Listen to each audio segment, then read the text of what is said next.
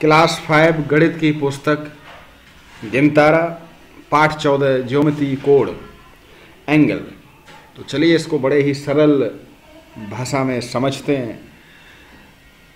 Channel को subscribe तो कर ही लिया होगा, क्योंकि यहाँ पर पढ़ सकते हैं आप अपने सभी पाठ कविताएं।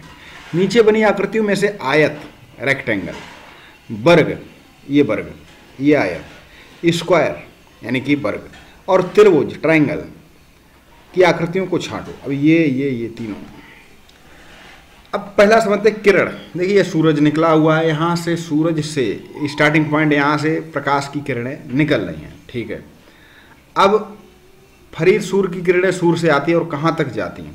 जी बहुत दूर तक, लेकिन कोई पता नहीं किरणें कहीं समाप्त होती हैं। ये कभी समाप्त नहीं होती, ये कभी समाप्त नहीं होती, बल्कि अनंत तक जाती, चलती चली जाती, जहाँ तक उनका प्रकाश कोई निश्चित नहीं है। क्या हम किरणों की लंबाई नाप सकते? नहीं माप सकते हैं, क्योंकि ये अनिश्चित है। अब शिक्षक ने कहा क्यों नहीं माप सकते, तो राहुल ने कहा कि प्रारंभ बिंदु तो पता है, परंतु समाप्त होने का बिंदु नहीं पता। तो रेखा और किरण में यही फर्क सबसे बड़ा कि किरण में उसका समाप्त बिंदु पता नहीं होता। अब कोण क्या है? यहाँ तो हमने किरण समझा, ठीक है। अब कोण समझ लेते हैं। कोई भी दो तल, देखिए यहाँ पर घड़ी की दो सुइयाँ हैं, खुली किताब है, दो दीवारों के मध्य झुकाव है, इनके बीच कोण जैसी आकृति बनती। जी, दो तलों के बीच में जो कोने जैसी आकृति बने वो कोण। अब जैसे कि एक दो सुइयाँ हैं, इनके बीच में एक कोने जैसी आकृति है ये, तो इनके बीच में ये हो गया कोण। ये किताब है, ये कोना है, तो ये हो गया कोण, ठीक है। तो कोई भी बिंदु, देखिए कागज पर एक बिंदु का लेकर उसे दो किरणें का खा का गा खींचा, लिखना बहुत जरूरी है। तो इस आकृति को क्या कहते हैं? कोण। अब कोण में क्या क्या होता है? एक होता शीर्ष, ये शीर्ष का वर्टेक्स, इसको वर्टेक्स बोलते हैं। और ये होता भुजाएं, भुजा यानी कि भुजा, और ये वर्टेक्स। कोण को संकेत रूप में ऐसे लिखते, किरण आबा और आशा को मिलान बिंदु आ पर एक कोण बनता। इस कोण को सा आ बा, सा आ, देखिए जो शब्द बीच में पढ़ा जाए, जैसे आ बीच में पढ़ा जा रहा, तो ये कोण जहाँ पर आ होगा वही कोण होगा, ना कि सा और बा। ये कोण नहीं है, ये कोण। अब कोण का मापन दो किरणों के मध्य के झुकाव को, अब कोण की कोई परिभाषा पूछे कि दो, एक लाइन में बताओ, तो दो किरणों के मध्य जो झुकाव होता है उसको कोण कहते हैं।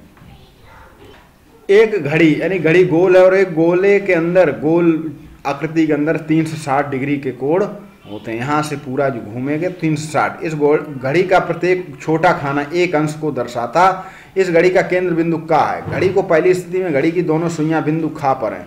इस स्थिति में घड़ी की दोनों सुइयों के मध्य 0 अंश कोण बन रहा है। अगर दोनों सुइयां, देखिए लाल वाली घंटे की, ये मिनट की, अब इन दोनों सुइयों के बीच में 0, लेकिन जब बड़ी वाली सुई इधर पहुँचेगी, यहाँ पर ये सुइयाँ पहुँचेंगी नहीं, उल्टी तो नहीं चलेगी, लेकिन हम यहाँ पर देख रहे हैं कि अगर एक सुई यहाँ पर एक यहाँ पर, तो इन दोनों के बीच में 30 डिग्री का कोण बन रहा है। यहाँ पर पहुँचेगा 60 का, यहाँ पर तो ये 90 का, यहाँ पर तो 150 का, यहाँ पर 180।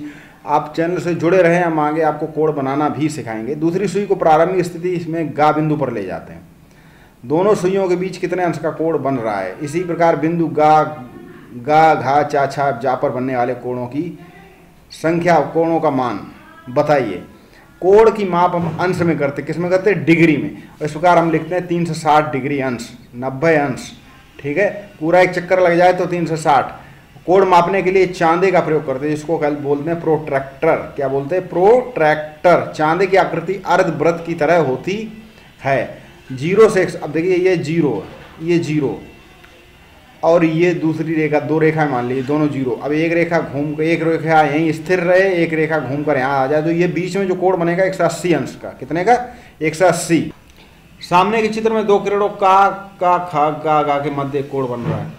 किसी कोण की माप करने के लिए सबसे पहले हमें चांदे के आधार का मध्य बिंदु कोण के शीर्ष का इस प्रकार रखते हैं। यदि चांदे का आधार भुजा का खा, अभी कोई एक रेखा इस पर कोण बनाना है, तो ये जो रेखा है ना डार्क कलर की, ये उसी के ऊपर रखेंगे, तो 45 डिग्री का कोण बन रहा है। ये 90 डिग्री। कोण के प्रकार, अब यहाँ पर हम समझेंगे कोण के कितने प्रकार होते हैं। तो देखिए यहाँ पर दोनों के बीच में 0 डिग्री का कोण बन रहा है, कोई कोण नहीं, 0 डिग्री।